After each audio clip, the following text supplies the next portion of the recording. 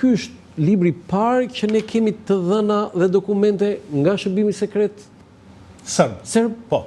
Se unë s'di gjë tjetër, mund t'jem gabim. T'ja u them qa janë. Unë nuk... Si është ky libër? Nuk jam biznesmen, i nxjerr të gjitha, nuk se njoh biznesin, jo po mos jo do i themi. Si është? Shiko ç'është. Këtu janë dy analiza të gjata, që bëjnë dy oficerë që ja raportojnë qendrës, që janë kërkuar dy oficerë serb, sigurimit serb, të UDBA-s ose të BIA-s, që themi. Nuk janë të shërbimit sekret ushtarak, janë të shërbimit sekret politik, jo të KOS-it, po janë të BIA-s. Po, atëherë i pari nuk është, sepse atëherë ishte UDBA-s, ishte tani. UDBA-ja deri cilin vit ka qenë? Po, ata e kanë deri në shpërbërjen e Jugosllavisë. Pa ishte termi që edhe sot përdorin ata kështu si termi i njohur. Kur themi UDB, shërbim sekret serb. Okej. Është i pari është i viteve 1897, do të thotë pak vite mbas krijimit të Jugosllavisë dhe shërbimit tyre sekrete, ka punuar 10 vjet në vendet e banuara nga shqiptarë. Ky ka qenë i specializuar për të njohur mirë terrenin shqiptar, shqiptarët në tërësi dhe cilat do të jenë metodat mbi bazën e kësaj për shkontarizimin dhe për shfarosjen e shqiptarëve. E thon hapur, I dyti është në vitin 90-93. Është interesant. Tatamirović e ka i dyti. Ndërsa i pari, për hir të së vërtetës, realitetet dhe njohjen e shqiptarëve, po ta shikosh, i thot me gjakmarrja, mikpritja, vlerat morale, besa, gjitharitet. I thot shumë, i pasqyron tani këta janë shqiptarë thot. Dhe me këto që ne gjejmë me virtytet dhe veset e tyre, ne duhet punojmë për shkontarizimin me çdo kusht të tyre. Thonë hapur, i parë. Shkontarizimin. Po. Dëbimin. Vrasjen, dëbimin, ekstradimin, shkatrimin e pronave, të gjitha me radhë. Hapur. Ky është shërbimi dhe truri i shërbimit sekret serb kundër Shqipërisë. Megjithatë ne nuk flasim, ne flasim sigurimi këtu që është mbrojtur kundër këtyre, ne themi akoma kështu, vazhdojmë ne flasim. Për këta nuk flasim, ne që kanë bërë krime monstruoze dhe nga më barbaret. Tani i dyti, Tatamirović, është shumë interesant. Ky që në fillim e thot, ka 60 faqe i dyti në këtë vlerësim, ka punuar edhe 10 vjet në territorit e Kosovës si oficer i sigurimit serb. Thot, këto që do të shkruaj unë e di do të kem reagime, thot.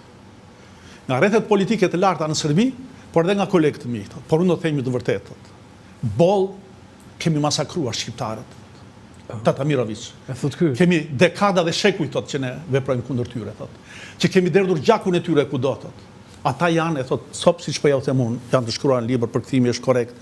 Ata janë autoktonë në trojet e tyre. Ata, thot, si që po mbarsen situatat e thot 90-91, 89, thot, dikur, thot, do të thonë fjallën e tyre, edhe me dhunë për çka u kemi bërë ne, thot. Unë ndjej, thot, që ata duhet shkëputen. Le t'u japim të drejtën edhe të vetë vendosin, thot. Edhe për shkëputje. Më mirë të kemi një fqinj që kemi toleruar të vetë vendosi, se sa ne të shtypim me dhunë dhe ata do të meten armiqt për jetë shumë e ne, thot, si fqinj tanë. Se që do të shkëputen, është shumë, janë materialet janë shumë interesante. Kjo është fytyra e vërtetë e UDBA-s dhe veprimtaria e shërbimit sekret serb kundër shqiptarëve. Okej, foto tjetër?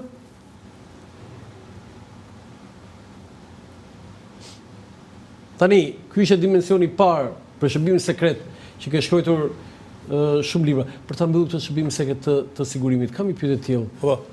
Okej, kjo pjesa e operacioneve të CIA-s edhe të shërbimeve sekrete të tjera, po si ishte shërbimi sekret shqiptar? Si ishte sigurimi në perceptim? Nëse ti do jepi një përkufizim, si do ta përkufizim? Shiko, si pjesë e gjithë shoqërisë tonë.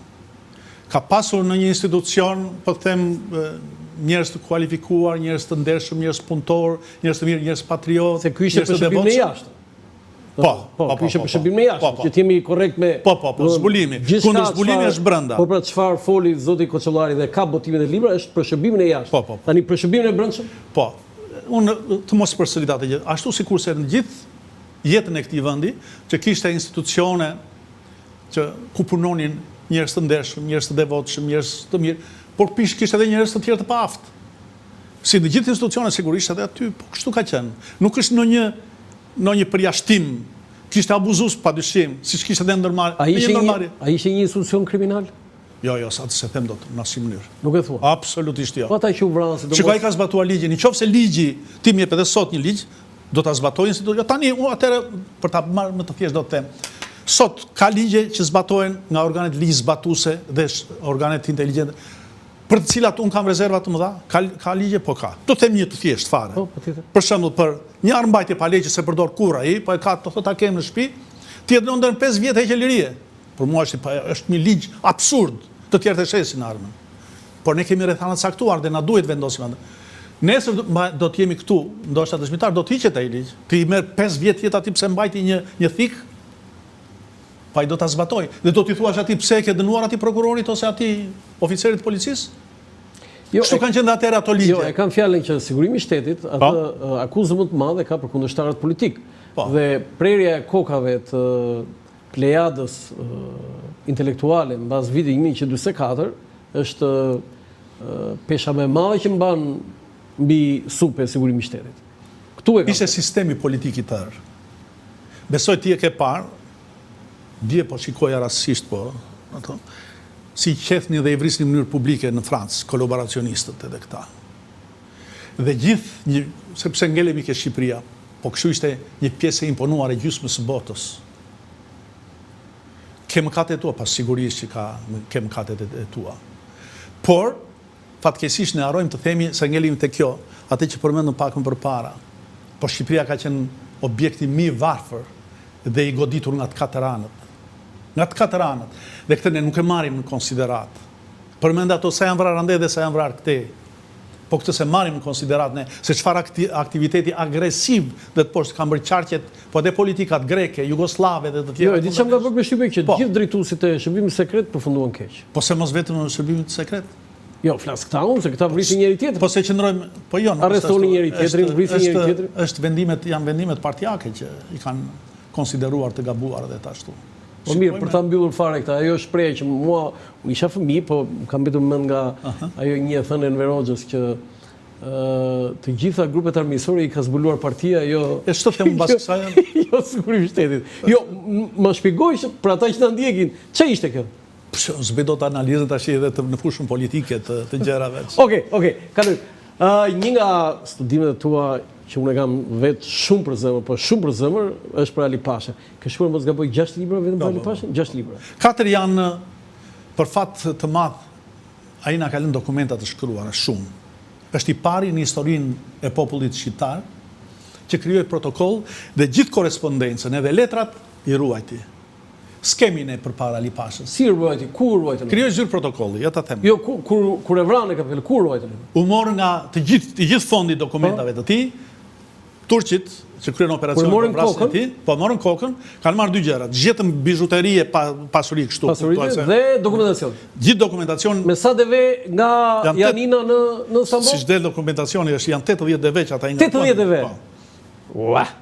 Vetëm me dokumentacion dhe materiale tjera. Edhe mallra dhe kështu gjëra tjera, ashtu. Dhe i gjithë ky dokumentacion është në Istanbul. Ky shkoi në Istanbul. Ka një histori, një ngjarje, prandaj njerëzit duhet jenë të kujdesshëm edhe se ka dëgjoj edhe kur flasin. Nuk janë të mijat, janë të atia. Dokumentacioni është arkivor i atij njeriu që ka prodhuar dhe e ka krijuar dhe administruar. Dhe ditë që ndodhi mbasi vajti atje, sigurisht ata e kanë kontrolluar me kujdes. Sepse në ato dokumenta ka marrëveshje sekrete të Ali Pashës edhe me fuqitë e tjera. Çka cënonin interesa drejt për drejt të portës lartë. Po, portës lartë, tamam. Dhe tamam në këtë kohë, ata i kanë mbajtur atje dhe i kanë kontrolluar një për një.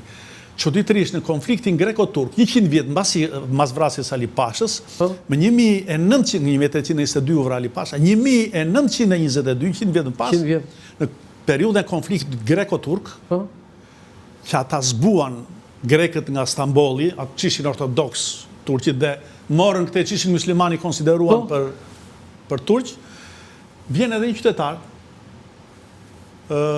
Jani Hoxhi, quhet. Jani? Hoxhi. Ishte një shqiptar i vendosur në Turqi prej kohësh. Dhe çuditërisht ai vjen me 2 baule të mëdha, dhe në ato 2 baule ai ka pasur pjesë të dokumentacionit të arkivit Ali Pashës. Edhe tani, unë personalisht, po dhe tjerë, nuk e gjejmë dot këto dokumenta që ishin të fondit të arkivit, i vodhin arkivin e Stambollit, i bleu nga dikush, do më thënë nuk i dim, por fakti është që kjo është një pjesë e dokumentacionit. Se ju keni gjetur në Greqi? Në Greqi, ai mori dhe i depozitoi atje, është përpjekur të përpunojnë, do më thënë ti shpjegoj? Sepse janë të gjitha, s'kishte makinë shkrimi, të gjitha me dorë, të shkruara, dhe të gjitha këto, i kam përkthyer, kuptohet se në greqisht. Nga greqishtja. Sepse ai futi si gjysmë zyrtare për gjithë territoret e peranorisë osmane ishte osmanishtja. Ky për herë të parë u rebelua dhe vendosi si gjysmë zyrtare shqipja nuk shkruaj. Ne dim 100 vjet më pas të shkruar shqipja në Kongresin e Manastirit. Dhe atëherë ky futi greqishten sepse kishte në territoret e tij edhe grek. A ka ndonjë shkresë në shqip? Ka fjalë në shqip në ato që kam gjetur unë. Çfarë fjalë për shembull? Për shembull, na pa eci me të gjoksi, të shkoj atje me gjoks, të dalë përpara me gjoks. Fjala vjen, ose mora një, po ka gjen Dhe kjo është shkruar në greqisht. Po në greqi, me grama greke, aty po është në shqip ajo. Është në shqip, po. Po ka dhe gjëra të tjera. Tani një kështu më heq kuriozitetin, të lutem. Po. Ideja kujt ishte kjo kopertinë, se më pëlqen shumë. Këtë kopertinë zakonisht mua mi bën një ide. Këtë ma ka bërë një nga 3 vajzat. Vajza jote? Është arkitekte. Tha do ta bëj unë këtë, dhe ajo e ka bërë këtë. Po shumë, më pëlqen shumë kjo. Shumë bravo, good idea si thonë Amerikanët. Good ideas, po. Shumë e bukur. Shumë e bukur, sepse ti mund të vjetë çdo gjë tani Pashës, po kjo që ai ka dokumenta është ajo që vret. Se ne s'dim ku dimë ne që ishte dokumenta Ali Pasha. Po kjo që ka dokumenta është shumë e rëndësishme. Unë kam botuar 4 vëllime nga 800 faqe dokumente. Po. Që njerëzit shpesh gjejnë një dokument dhe gjithaj një dokument, aty ka dokumenta pa fond. Dhe kam edhe 3 vëllime të tjera për të, nëse do të kem mosh fizike për të arritur për t'i bërë dhe 3.